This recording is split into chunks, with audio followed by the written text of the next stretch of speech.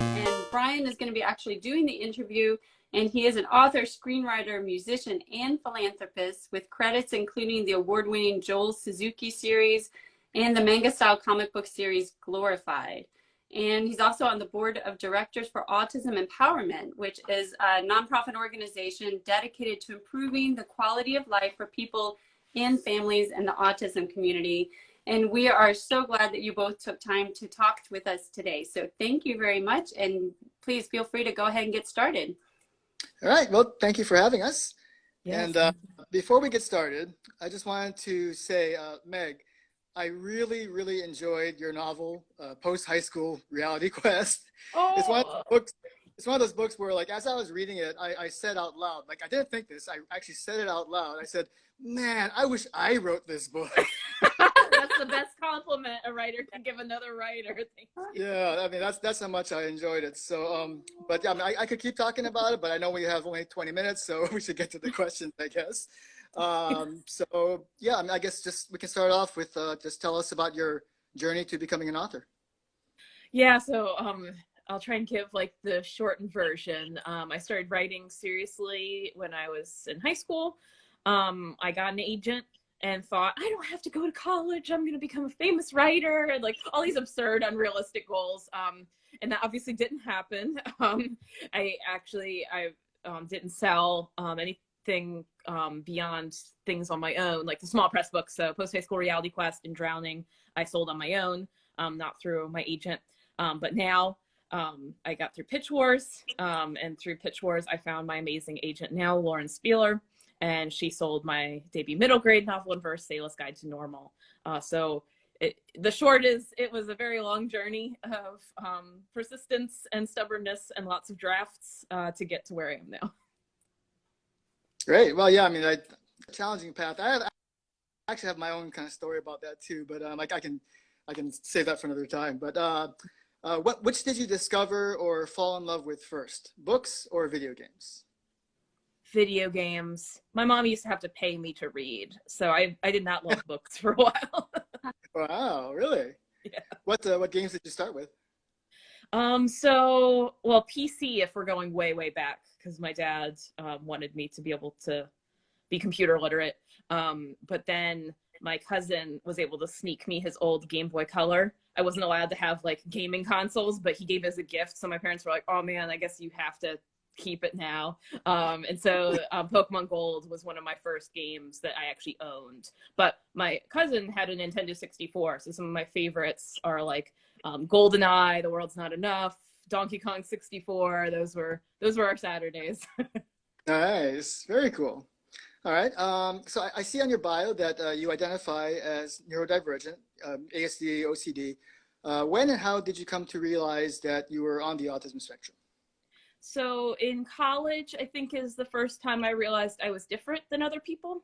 I suspect some of my family is probably somewhere on the spectrum too, because we had a very quiet house, low stim environment, very recharging and refreshing.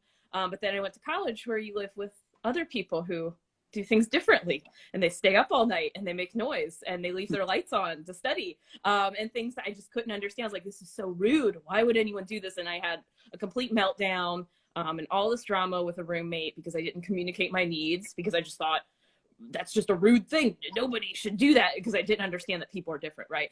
So that was kind of this awakening of like, people do things differently, and I'm not quite like other people, because other people aren't having meltdowns about their roommates leaving lights on. I started, I read a book with a protagonist that was autistic, and I was like, oh, this is interesting. I relate to this. But I don't know if it took me a while to realize that, oh, maybe I connect with autism because I'm autistic. I was like, these autistic people, I relate to them. And I wasn't formally diagnosed until during COVID. So It's maybe like a 7-year journey from first hearing, because it's like all of us, of course, like heard about autism, and growing up, I had a certain very limited perception of what that was, and I would have never thought that was me.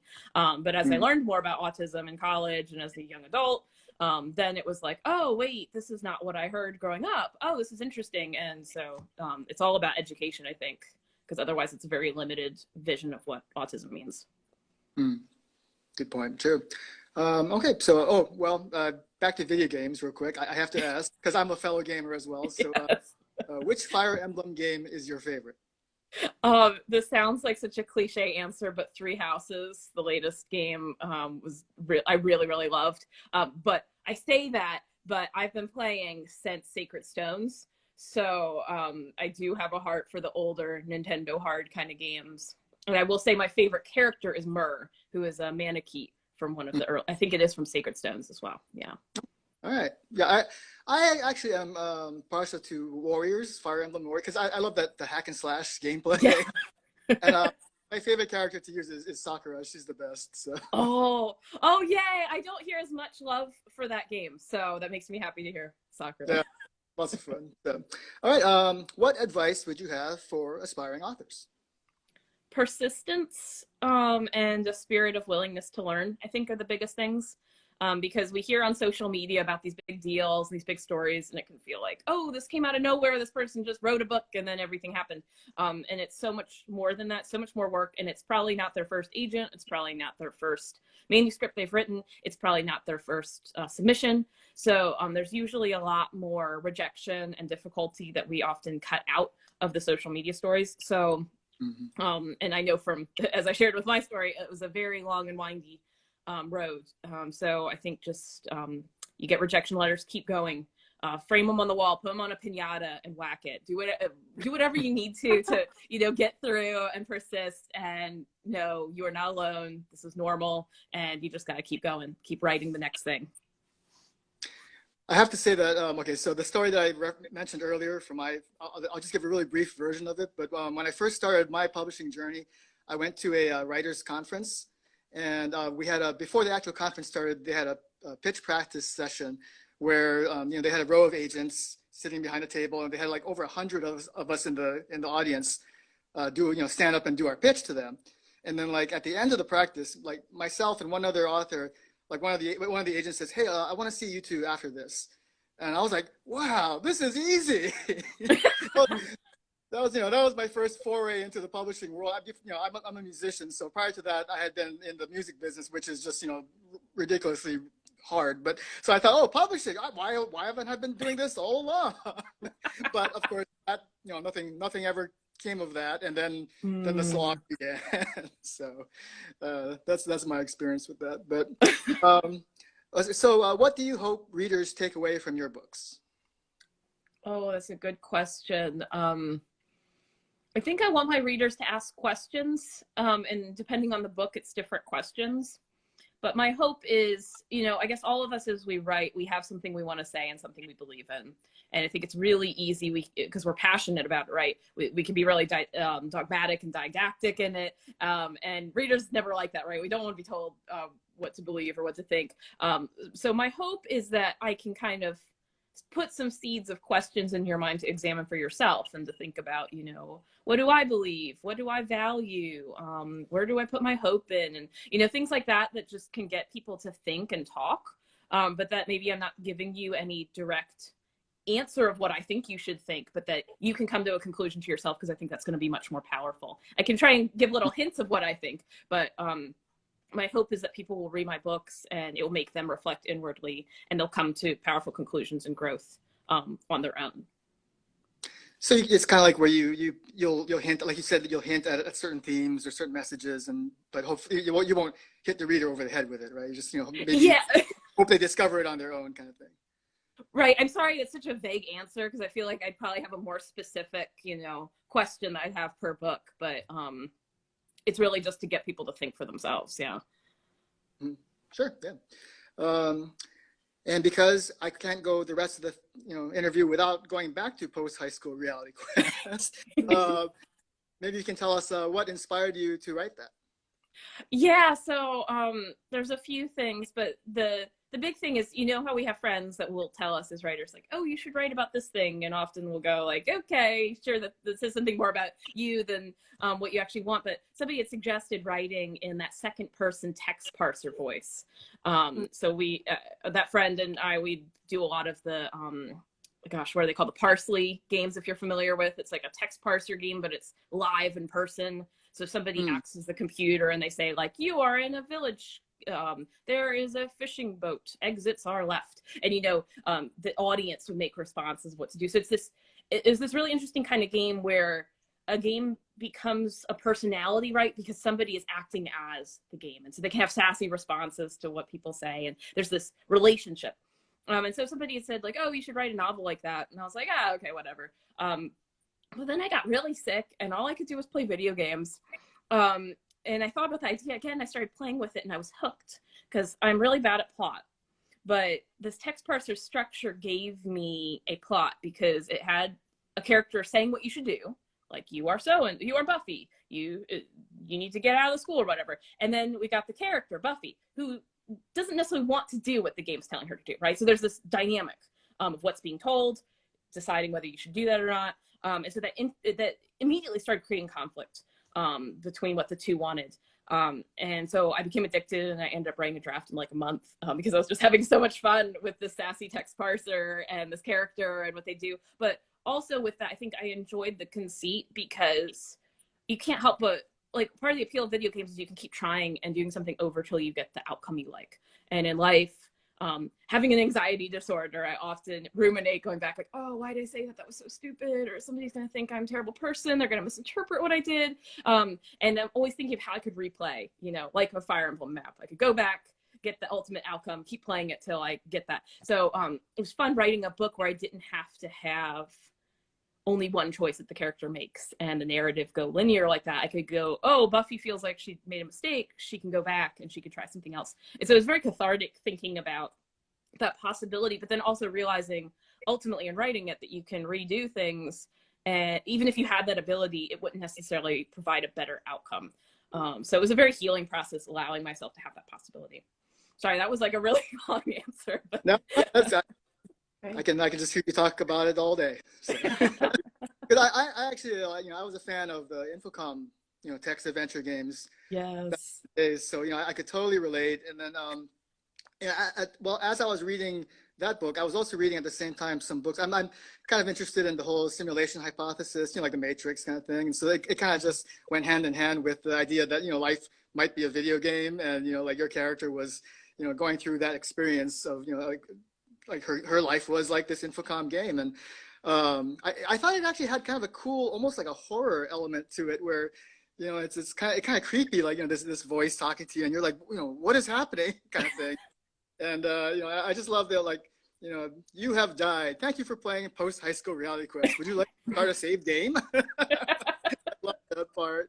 And like, you have saved over, or save over the party or whatever. Right. I just thought that was a lot of fun. Yeah, that was just very brilliant. So, but I mean, so tell us about your forthcoming project. I guess Selah's Guide to Normal. Yeah, so it's a middle grade novel in verse about an autistic girl named Selah, and she wishes she could be powerful like a dragon. Her special interests are dragons. But the world is kind of coming around her and overwhelming her and pushing her buttons. And one day she hits a classmate as a response and her world is turned over. Everyone views Selah differently. She was the good student and now she's the unpredictable, scary student. And so the novel in verse is a journey of her learning how to communicate through poems and to feel strong like a dragon through writing and communicating her needs and discovering her needs, because she doesn't, only at the end does she realize, oh, I'm autistic and find that label, but it's the journey of discovering that that's a label for her that can be helpful and empowering. What, when does it come out? Or? It should be spring 2023, fingers crossed. Okay. Great. Well, yeah, I'm definitely looking forward to that. So, that's, those are all the questions I had prepared, but, can I jump in? I have a question. Thinking about, so Selah, the book about Selah's in part is her discovering this label you said, which can actually be useful and empowering. I'm just struck by the idea that you got your diagnosis for autism or being on the autism spectrum so recently. Did that change how you went about writing books, either the subjects you picked, or did it help you understand yourself so maybe your process was a little different, or how you went about getting books published? We had somebody on previously who was kind of talking about what it's like being autistic and having to go through the process of getting published, that, you know, she kind of does things a little differently than somebody else might do it. So did that affect how you went about your writing at all? Yes, I could answer that in a lot of ways, but I think the biggest way is that explicitly labeling my characters as autistic has been very helpful in the publishing market so far for me. Talk to me in a few years and we'll see if that answer still rings true. But I used to get like, I don't get your character, or your character's unlikable. And it's funny because I get that from presumably neurotypical people, but then my friends who are probably neurodivergent were like, oh, this character's so cool. And so I was seeing this divide of like who got my characters and who didn't.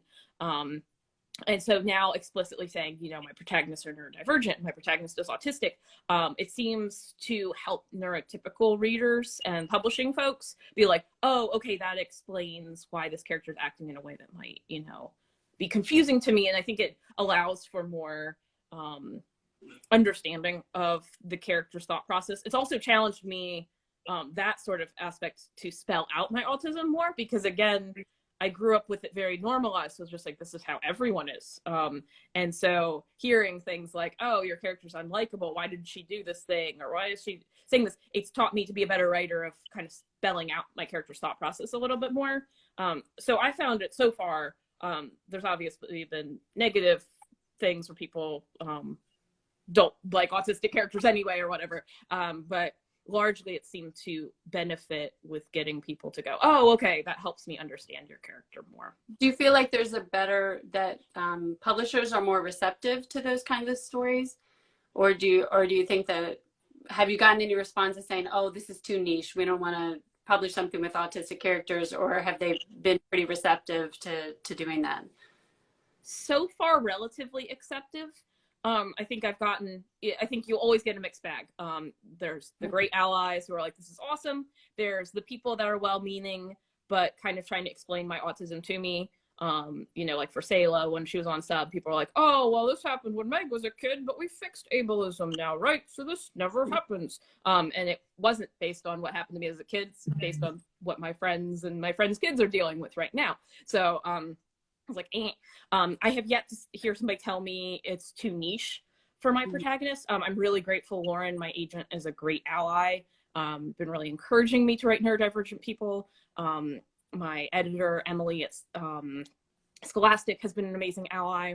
But I do know Jen Malia, who is a big voice in the Kidlit community as an autistic writer. She has an article on Publishers Weekly, Publishers Marketplace, Publishers Weekly, I think, where she talks about exactly what you're describing. I don't know if that's what you're referencing, where she says people are like, oh, this is too niche, having autistic kids. And it's like, well, they're like a quarter of the kids in our world. So like, this is not niche.